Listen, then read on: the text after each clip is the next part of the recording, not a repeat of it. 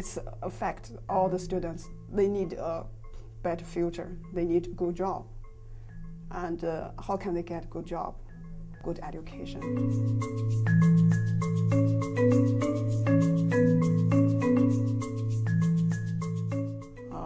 In China, I think a student who graduated from a better university will have a better chance to get a good job. My wife and I, about 5 years ago, I guess it's 6 now, moved to Africa for 3 years and taught in Ethiopia in a private school. Now, our son taught for the Peace Corps in Ghana, and I can tell you for a fact that if you went into a public school where he taught, you could walk into a public high school room where you're teaching physics, and there will be maybe 8 tables, and there are no chairs, there's a blackboard, and there's no equipment. Any glassware there would be, say, jars that my son would have found or gathered. So there's a huge difference between what you find in the private education sector and what you find in the public. Public education in Africa has no resource. It has no funding. Whatever they have is what they either beg, borrow, or steal. From 2001 until late 2003, December of 2003, I taught secondary school in the country of Malawi, southeastern Africa. I taught in a community day secondary school, which was in a village. And for many of my classes, I had perhaps about 5 or 6 textbooks for up to maybe 120 students. At the beginning of each term, from the headmaster, I received a box of chalk, 2 small exercise books that were government issued, small little notebooks, and a blue pen and a red pen. Those were my teaching materials. I taught in the early 80s in Caracas, Venezuela, but I was teaching in a school for Americans in a foreign country. The most marked difference was the public school did not tolerate any differences. If you couldn't memorize their curriculum and follow their rules, you were just dismissed without really any questions at all. They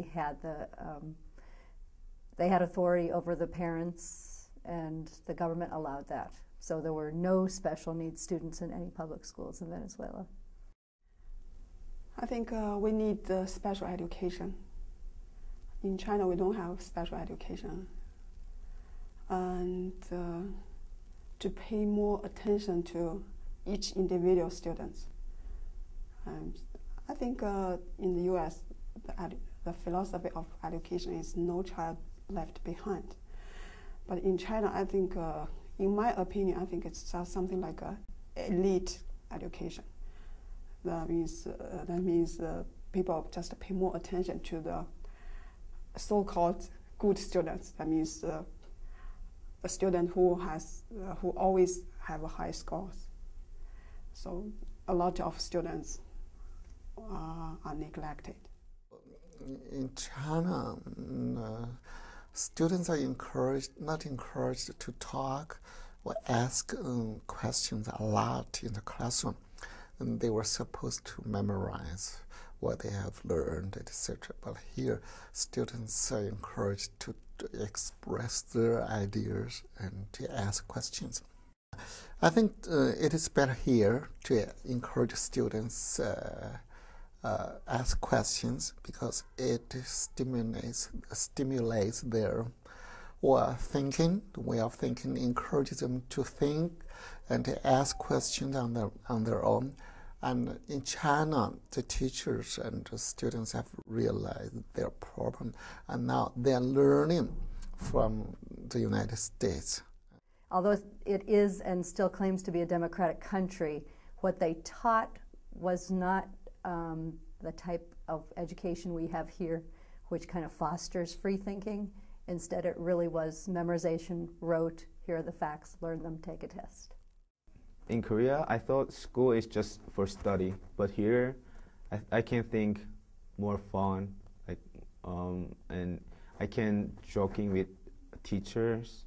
American students are very creative, just because they are not pushed too hard.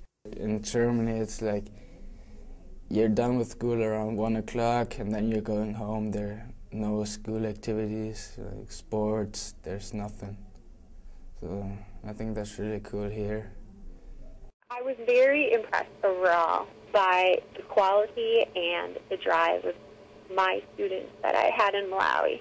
I taught at a boarding school, which is kind of an unusual situation, where students lived in hostels. We had a boys' and a girls' hostel.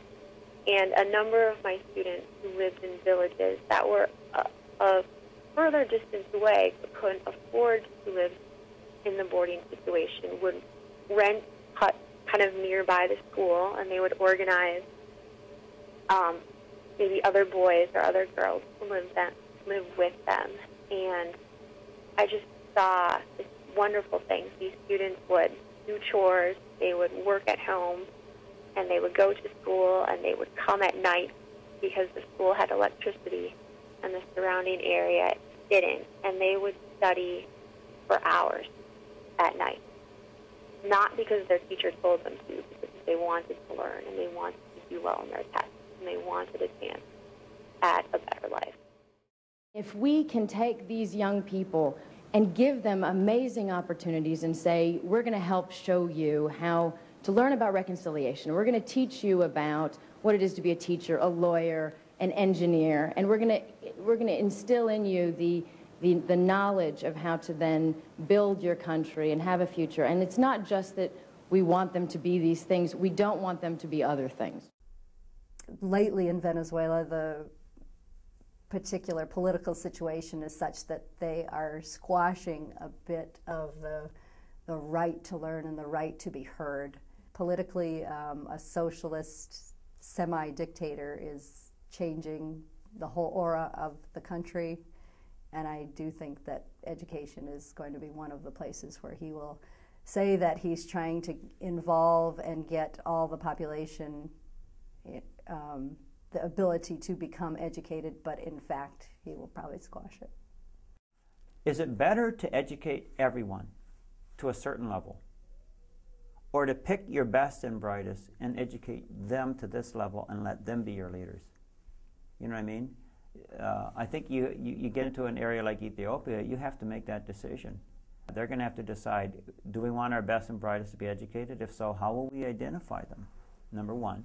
Secondly, what kind of support will we provide for them to get them that kind of high quality education? Okay, now at least we have our technical and, let's say, our medical leaders, our economic leaders. We have the people we need educated at the degree they need to come back and give our country good knowledge-based decisions.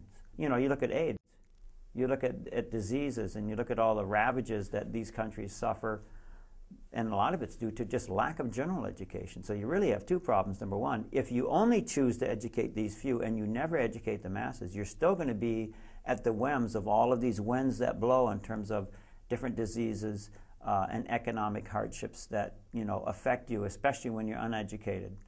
So that's what I see they're going to have to do. They're going to have to make decisions in terms of just at what levels of education do we need to provide and at what numbers. Today I have come to notice that we, as the people of the world, have much in common than we even know. And we can only be able to learn that if we spread education to everyone in any corner of the world.